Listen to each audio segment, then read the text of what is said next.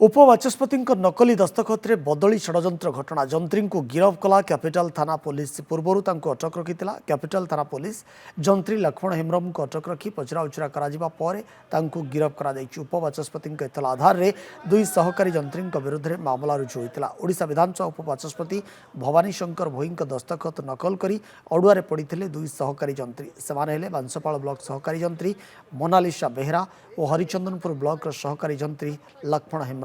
दुई विरुद्ध में आसीथिला गुरुतर अभियोग उपवाचस्पति व्यक्तिगत सचिव ए संपर्क में जणाइबा परे मामला रुजु करिथिला कैपिटल थाना पुलिस पुलिस एभली एक अभियोग पाइबा परे एतला रुजु करी तदंत चलाइथिला।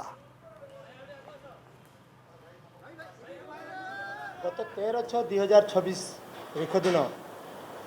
Shri Niranjan Kumar Shah private secretary to honourable deputy speaker OLA capital थाना रे गोटे रिटिन रिपोर्ट देले जे assistant executive engineer Laxman Hembram of Harichandanpur block एवं assistant executive engineer miss Monalisa Behera Banspal block Keonjhar तो एमाने दुई जण honourable deputy speaker signature forgery करी गोटे लेटर पैड तैयारी करी से माने तांकर ट्रांसफर रिकमेंडेशन लेटर तैयारी करथिले एवं से आधार रे से माने सब्सिक्वेंटली आमर सुंदरगढ़ डिस्ट्रिक्ट को ट्रांसफर होते पर से माने जानिबा पाइले जे एटा ए जो लेटरटा जो रिकमेंडेशन लेटरटा होता से फर्जरी थिबारु आमर Shri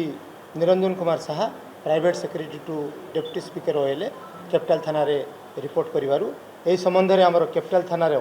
case number 473 dated 13/6/2026 under section 319 clause 2 336 clause 3 340 clause 2 3 clause 5 आउ बीएनएस एवं 66 क्लोज सी आईटी एक्ट रे केस रजिस्ट्रेशन करागला एवं तदंत समय रे आज assistant executive engineer Harichandanpur block रो आमर लक्ष्मण हेम्ब्रम को गिरफ्त करा जायछि एवं वर्तमान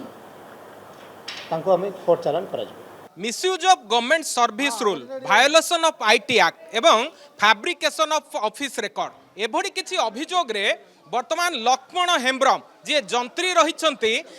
वर्तमान गिरफ करा जायछि एवं गिरफ करी तांको आनिबा बेलर ए विजुअल आपण सीधा सड़क देखुछंती जे उपवाचस्पति जे रही तांकर एतला थिला जे ये जो सहकारी जंत्री रही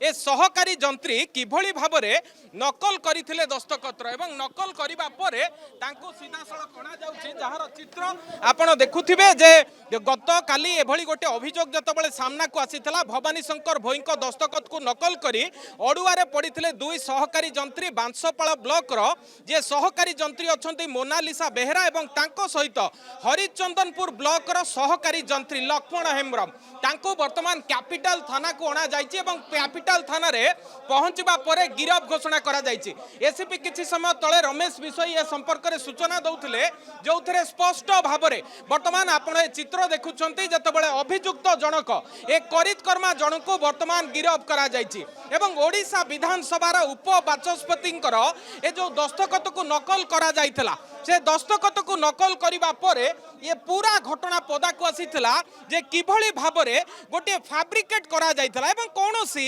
साधारण लोक नुह सहकारी जंत्री जेतबेले एभली भाबरे डॉक्यूमेंट को फर्जरी करिथिले ता परवर्ती समय रे तांकर जे सचिव रहिछंती सचिवंकर एतला आधार रे एभली भाबरे गोटे एतला रुजु करा जायथिला मो पुणी थरे कहि रखे मोनालिसा बेहरा जे बांसपाल ब्लॉक रो सहकारी जंत्री अछंती जदिओ से वर्तमान फेरार थिबा कथा जणा पड़िछि तबे अन्य पके जदि देखिबे जे लक्ष्मण बेहरा जे हरिचंदनपुर रो जे रहिछंती सहकारी जंत्री तांको विरोध रे जेतबेले अभियोग होईछि अभियोग मुताबक वर्तमान ए सहकारी जंत्री जनकु काबू करा जायछि। आमे सेही कैपिटल थाना परिसर रे अछु जो कैपिटल थाना परिसर रे बर्तमान अभियुक्त जन को रखा जाइए और ता सहित तांको अधिक पचरा उचरा करा जाई पारे जे प्रकृत पक्षे ये फोर्जरी पछरे आउ केते जन लोकंकर संपृक्ति रही ये डॉक्यूमेंट बा ये जो प्यार रही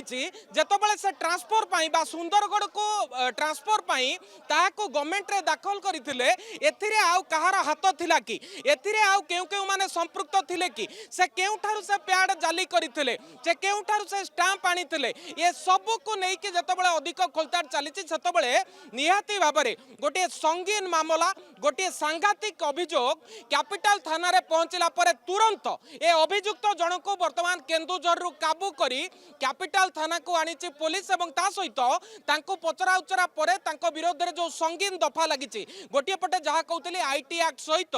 जो डॉक्यूमेंट को फोर्जरी करिबा एवं एथिरे आ किए संपृक्त रहिचंती से नै कि अधिक खोलताड़ करिबा परे वर्तमान लक्ष्मण हेम्ब्रम को गिरफ्त करिछि कैपिटल थाना police. Bhubaneswar camera person Abdul कसो मानस महापात्र नंदीघोष टीवी।